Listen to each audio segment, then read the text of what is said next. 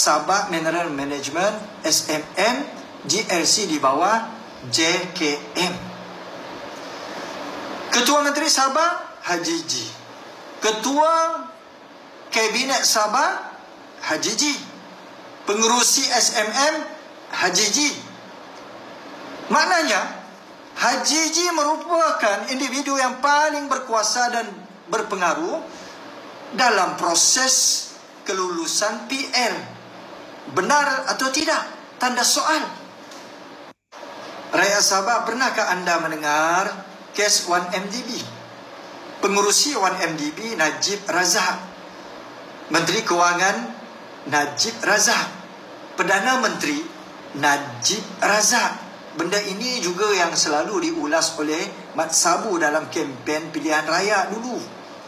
Sekarang ini kita nampak semua kuasa berpusat kepada satu orang, iaitu Ketua Menteri Sabah.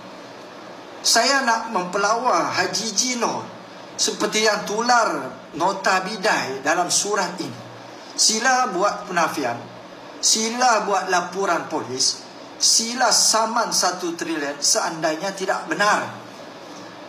Dan kami rakyat Sabah tidak mahu perkara ini berterusan yang akan menyebabkan rakyat dan negeri ini miskin, mundur dan tidak ada pembangunan disebabkan oleh kelakuan-kelakuan begini.